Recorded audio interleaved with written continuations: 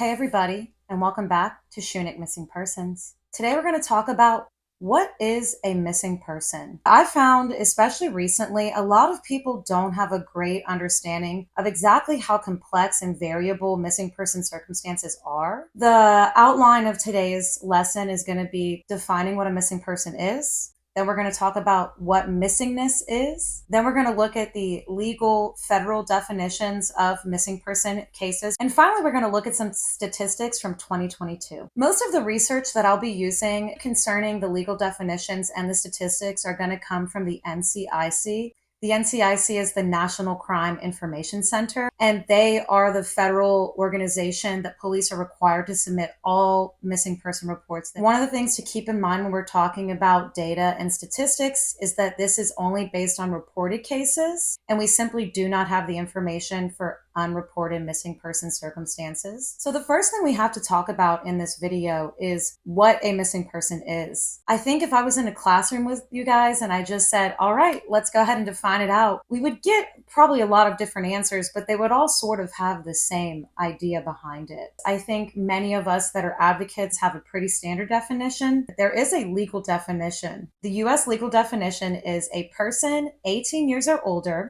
whose disappearance is probably not voluntary, or a child whose whereabouts are unknown to the child's legal custodian. That's just a fancy way of saying we don't know where someone is. And that's what I simply say. If you don't know where your loved one is and you've done reasonable things to try to locate them and you cannot figure out where they are, then they're missing.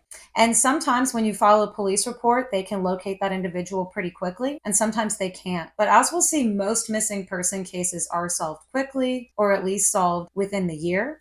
And the outcome of most missing person reports is positive. It's when they're not found safe or able to be located quickly that you have to start taking proactive steps in order to encourage the chances of them coming home. Because of the variables and differences between each missing person case, some of the things I recommend throughout these videos just simply may not be appropriate for your case. Again, if you have a missing loved one and you're not sure what you should be doing or what steps you should be taking next, please reach out to my nonprofit. So outside of your run-of-the-mill missing person case, again, whereabouts unknown, there's 4 what I would call other related circumstances. The first are unidentified persons. An unidentified person is an individual who's either living or recently deceased. If they're living, they're incapable of communicating who they are. And if a person is incapable of identifying themselves, it's usually because of some type of mental health, physical health disorder, or disability. For a person who's unidentified and deceased, they obviously can't identify themselves, and their DNA and or fingerprints are not in the system. There are some groups that work on cold cases, especially with unidentified remains and skeletal remains, that police can pay. These are really, really expensive resources to use, and it's usually going to be utilized after all other things have been attempted and the person still cannot be identified. The next group is unidentified remains. So what's the difference between unidentified persons and unidentified remains? Any body that's located, regardless of the stage of decomposition it's at, is considered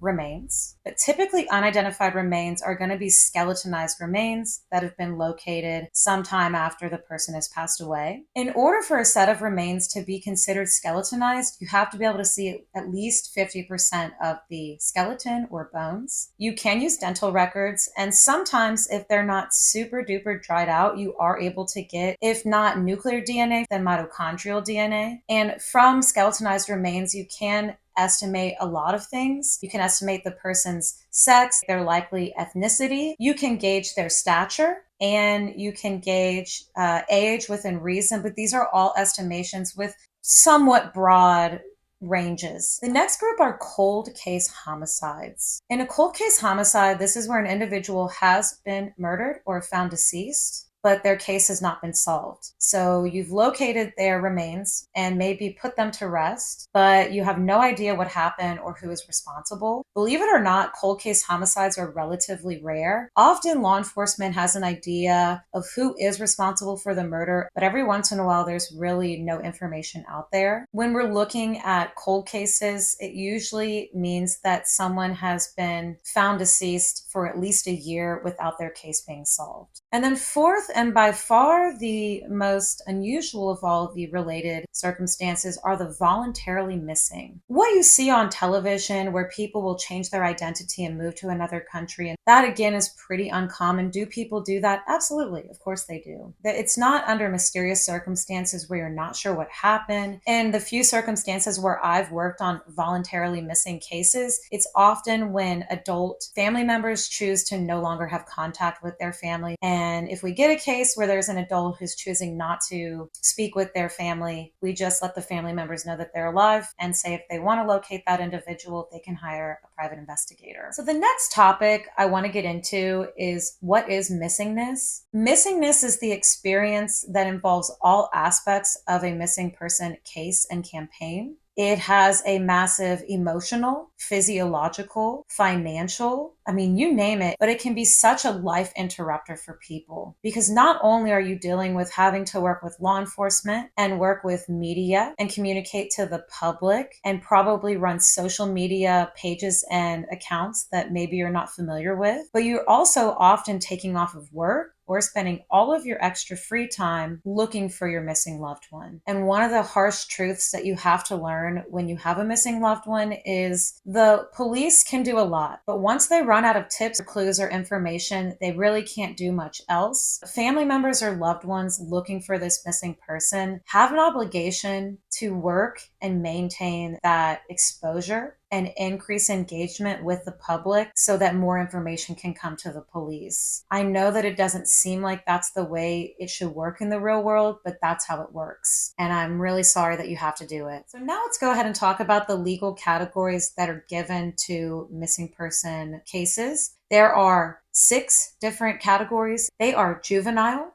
endangered, involuntary, disability, catastrophic, and the most open-ended category by far, other. A juvenile is considered anyone under the age of 18 as long as they're not legally emancipated. Next is endangered. Endangered is classified as an individual who's missing under circumstances that make police believe that their life is in immediate danger. The endangered category is where we're looking at people who've gone missing with health issues. Endangered could also mean that they're in the presence of a potentially dangerous individual or other circumstances of serious peril. The third category is involuntary. This is when a person has gone missing without consent or control over the situation. My sister was classified as an involuntary missing person. If this is appointed to a juvenile, this is considered a kidnapping. If this is appointed to an adult, it's typically called an abduction. So probably the third largest category of missing individuals,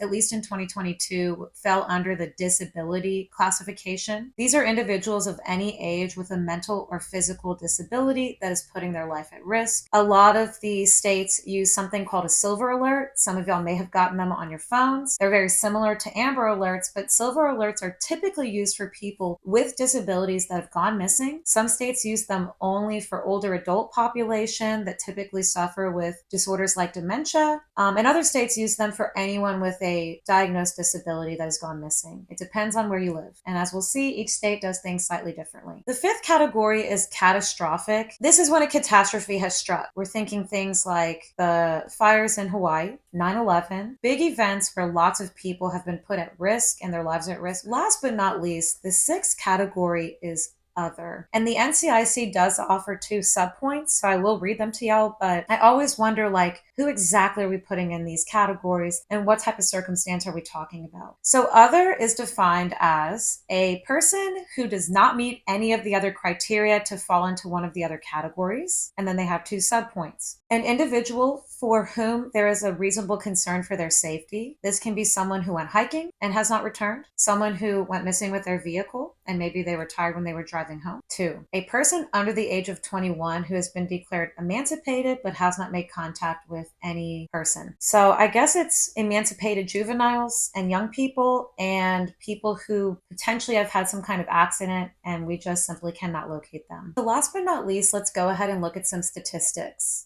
These statistics, again, are from the NCIC 2022 annual report. On average, about 600,000 people are typically reported missing every year. And the good news is in 2022, we came just underneath, but not too far off from that average number. Last year, a total of 546,568 cases were reported to NCIC. That's an average of 1,497 people per day. Keep in mind it's an average. That does not mean every day. When we look at the state demographics, the states that seem to attract more outdoor adventure and tourism tend to have higher missing person cases per capita. So this is per 100,000 people, which is not surprising. When you look at search and rescue organization distribution, there's significantly more search and rescue organizations in areas with uneven terrain. The top 5 states with the most missing persons per 100,000 people last year were Alaska, California, Oregon, Vermont,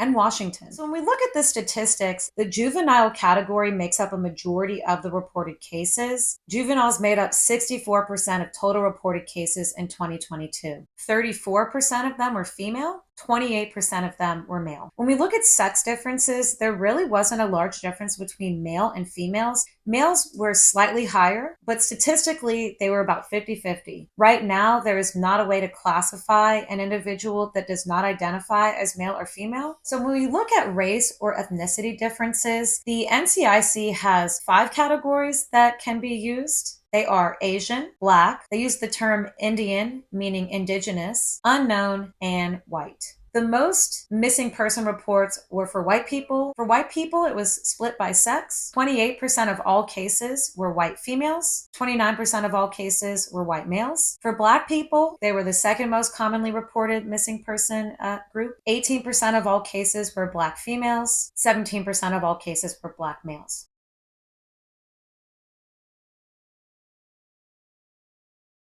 So finally, now that we've looked at the legal classifications of missing persons, now we can look at some more specific statistics. And this is where things get interesting. So remember, we're going with a total of 546,568 missing person cases in 2022. Juveniles made up a vast majority of that category. Remember, we already learned that it was about 64% of total reported cases. 95% of those juvenile reports were runaways. My nonprofit has also done research with the University of Louisiana at Lafayette. And we actually discovered, at least in our population online, when people see runaway in the title of a missing person post or flyer, they are significantly less likely to share that information. That doesn't mean we should not be telling individuals that the child is a runaway. The issue is that after they've run away, we do not know what's going to happen to them. And I know that there are what people call repeat offenders, but that doesn't mean that on the 4th or 5th time that they run away, they might not get swept up into drug trafficking, human trafficking. And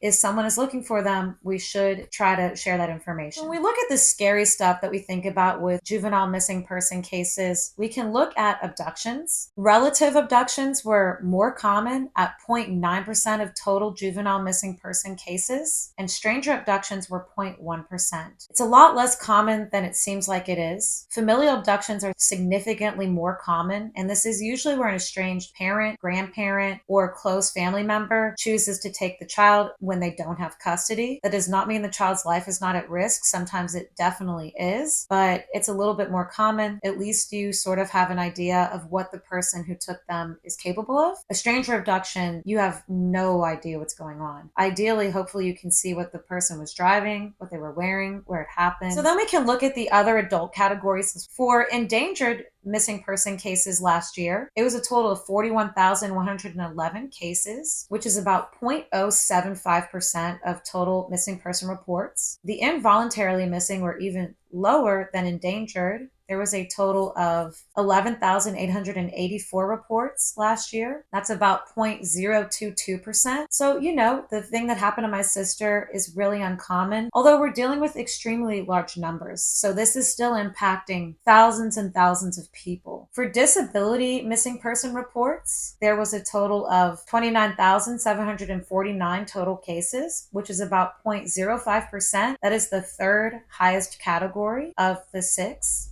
Catastrophic missing person reports was only 220 people. That's a total of 0.0004%.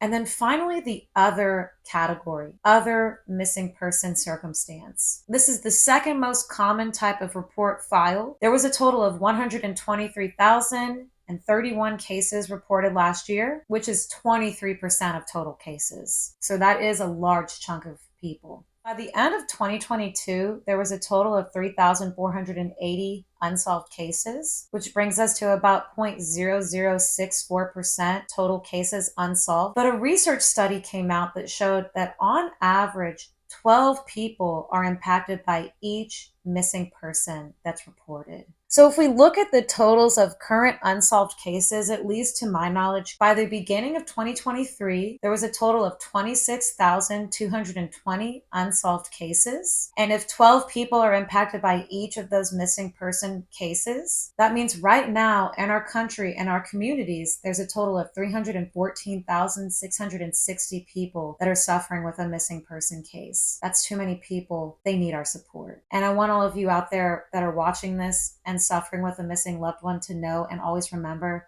that you have support. We do care about you. We do care about your missing loved one very much. As always, thank you for joining me in the fight for the missing, and I'll catch you guys in the next one.